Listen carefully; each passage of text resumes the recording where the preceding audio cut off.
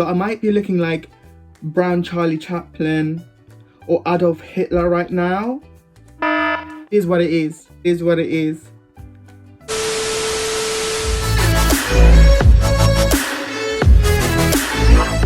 Hi guys, welcome back to my channel.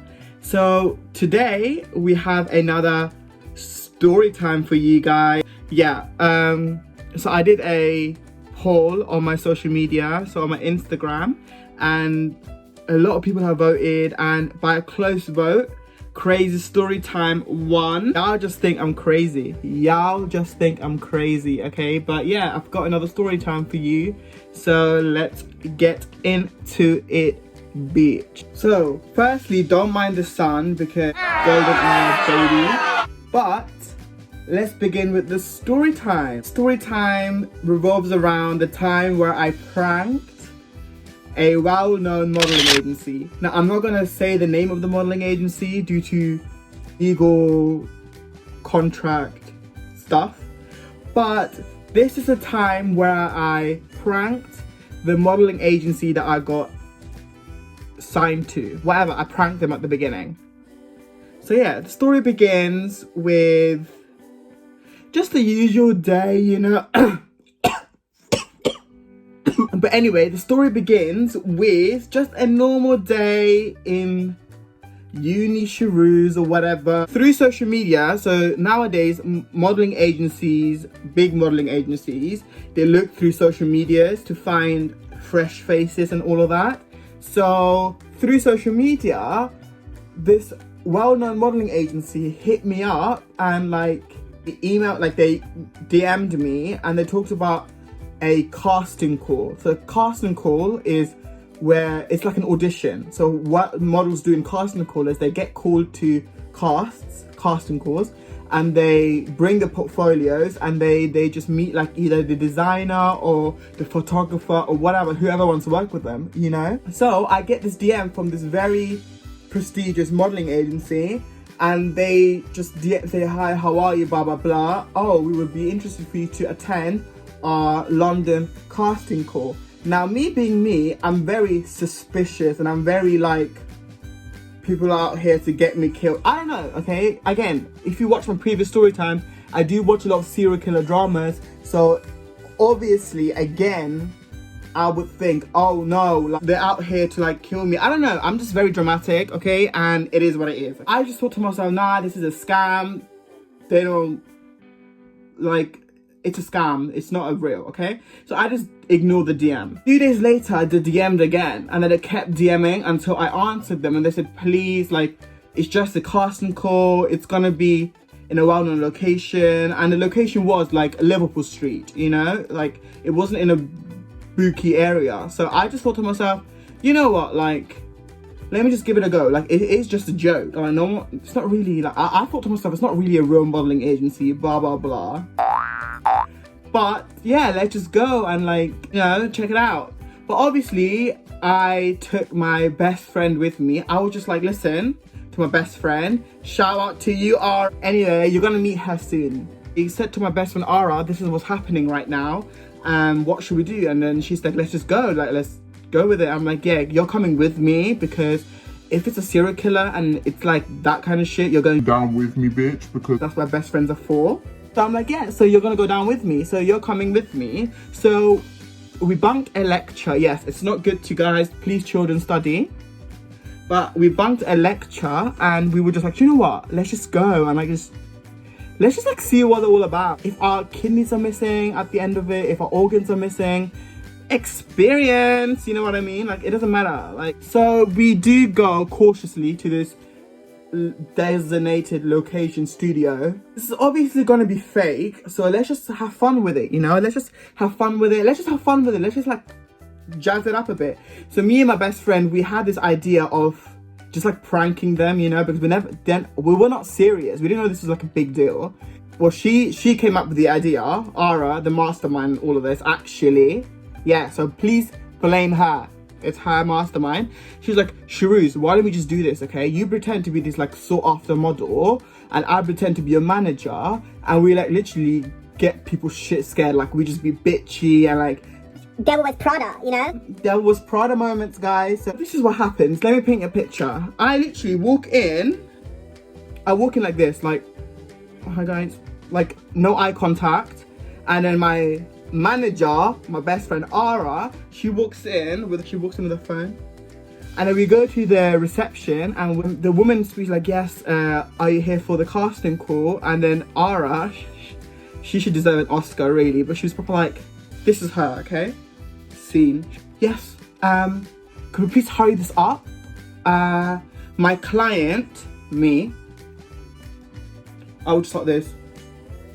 And she's like, my client has got a shoot in Milan tomorrow, so we need to wrap this up ASAP. You know what I mean? When I tell you, this woman behind the counter, she bought it, okay? She was just like panicking. She thought I was some big shit. Like, obviously, fake it till you make it, baby. Joking. But she got us to the studio and then we sat there, okay? For our turn. She's like, please just wait here until you've called in hair and makeup and the photographer will call you. Please just wait here, okay? And then this is Ara. Yes. Okay, we get it. We understand. I'm just here not making any sound. I'm just here like this. The jurors models that don't say anything because they're too prestigious to talk. This woman comes in, honestly, she comes in with a coffee and biscuits for us. And then Ara goes like, What is this? the woman goes like, coffee, ma'am, would you like some? And she's like, are you talking to my client? Please do not address my client, address me, okay? And I will talk to my client. And she was like, okay, yes, of course, madam. Would she like the coffee? Then she comes to me, would you like the coffee? I'm just like, okay, guys, I feel really bad, but I literally just take a sip. What is this? Honestly, when I tell you this woman got shook, she's like, no, I'll change it for you. So I was like, I don't need anything. I don't need it. I don't need the calories right now. I don't know. I was making stuff up. I felt really bad. And then the woman comes back and she's like, ready for your session. So then again, Ara, being on top of it, she's like, again, please do not talk to my client. Talk to me. Talk to me. And then she's like, okay, we're ready for his makeup. And then she's like, okay, we're ready. So then when I go into the makeup chair, the hair and makeup, I'm getting my hair and makeup done. And that's when I'm like, you know what? Enough is enough. Like, these people are already a bit shook. And I'm like, I'm not that person, you know? So I was like, guys, hello, psych. It's a prank. And no one laughed. But yeah, some people did laugh. Some people thought it was funny, blah, blah, blah. Then we got into the good, like, then I thought, you know what? Let me just give this a go. The director calls me into the shoot. Now, let me tell you something. I messed up in the sense that this is a real casting call. Okay, I've never been to one. This was my first one, and it was actually for a prestigious brand, like for a prestigious agency, and I was literally, yeah, making a fool out of it. I did my shoot. I did my little poses, my little like, guys. Do you know how like models pose? They like pose like this. They're like, I'm starving. Guys, hunger, I haven't eaten. Don't come in. Anyway, cringe. Anyway, so I did my shoot and now we're in the waiting area, okay? So shit gets real. Shit gets real. In a way that, can you imagine this? A room full of, not to be racist, 6 foot white tall guys, okay? Like proper models with like a little portfolio books. And I'm just a little brown boy sitting there with no portfolio. So yeah, the fashion industry is very cutthroat, okay? So everyone's been called in one by one, you know, one by one. Let's go in. And then in this room, and then every time a guy was coming out, they looked upset. So I don't know, like, I don't know what was happening. I was there literally by myself with a room full of actual models and sitting there with like, just like a lost brown boy, you know what I mean? And I get called in and then tell you not,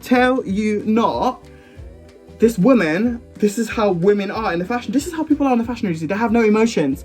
What's emotions? Emotions are overrated. No one cares. No one gives a shit, you know? We have no souls and we have no emotions, guys. It's a new trend.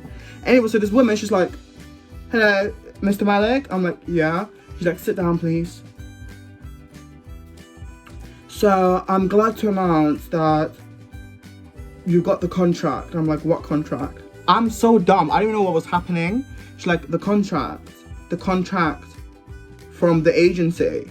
And I'm like, what? And then she went along saying that, listen, the HQ liked your pictures. It's been sent as soon as we take it. You've got the contract. And as you're 18, I was 18 then. As you're 18, we need, I don't know why she's Cockney. She's not Cockney. As you're 18, we need your parents' signature. But let me go through the terms and condition, blah, blah, blah. Now, fashion industry people are very, very, very direct. And they don't give a shit, you know? So this was her.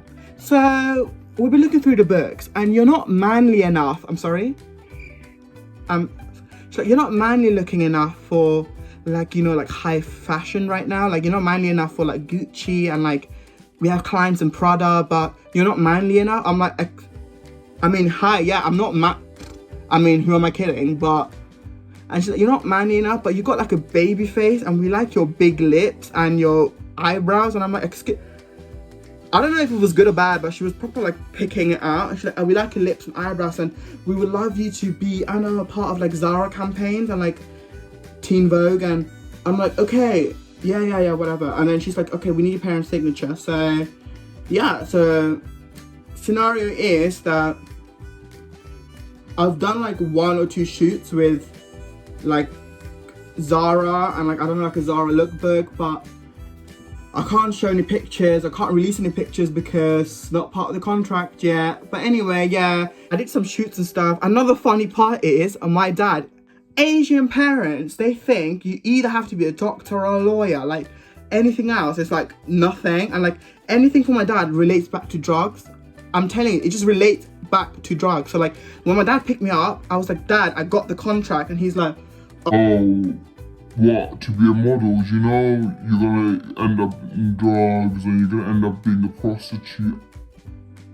he starts his Obama speeches, you know, and I'm like, I'm not here for that. Just sign the paper. This is my story of my time I pranked and I kind of made fun of a modeling agency. Actually, it kind of bit me in the ass because they were an actual legit modeling agency and I just made a fool of myself. But hey ho, let's go. Anyway, thank you so much for tuning in again to one of my crazy story times, and I don't know, like giving some time of your day to be with me. But bitch, you're in quarantine, you're not doing anything, so you better be watching. Anyway, just a reminder, please do subscribe to my channel. And yeah, let's just see where this goes. And I love you guys so much, and please stay safe.